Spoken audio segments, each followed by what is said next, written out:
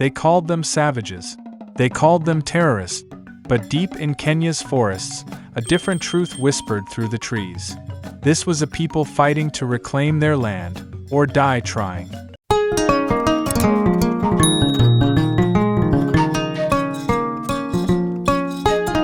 At the dawn of the 20th century, Kenya, a land of rolling highlands, rich soil, and proud communities, fell under British colonial rule.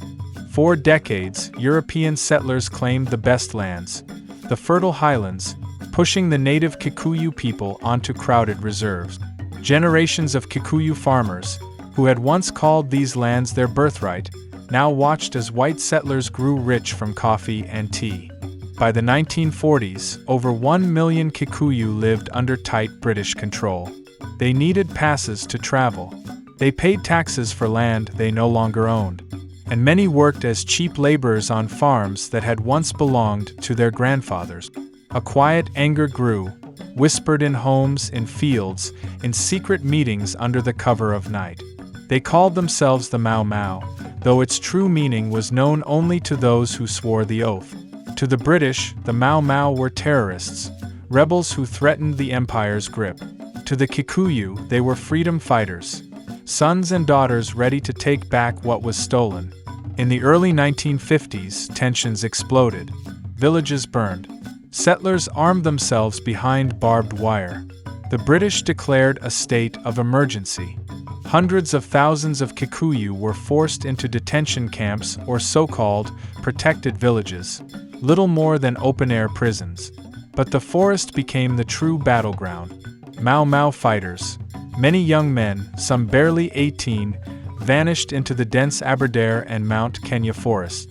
There, they launched daring raids, cutting telegraph lines, attacking settler farms, ambushing police convoys. In return, the British struck back with scorched earth campaigns, air raids, and brutal reprisals. Entire families were punished for the actions of one rebel. Villages were torched. Leaders were hunted down, imprisoned, or hanged. One name rose above all: Dedan Kimathi, a former teacher turned guerrilla commander. To his fighters, Kimathi was more than a leader. He was a symbol that the British Empire could bleed. At night, deep in the forest, fighters gathered by firelight, swearing oaths of unity, promising never to betray the struggle. They believed the land would one day return to the children of the Kikuyu. But the cost would be unimaginable. By late 1952, the British Empire poured troops, police, and loyalist African forces into Kenya. The forests, once a place of quiet hunting and farming, became battlefields echoing with gunfire and the hum of British reconnaissance planes. The Mau Mau didn't have modern weapons. They carried old rifles, stolen shotguns. Many fought with machetes, homemade bombs, and their deep knowledge of the forest paths. They struck fast, a hit-and-run rebellion, vanishing into the mist before the Empire could strike back. For the British, this was not just a military campaign.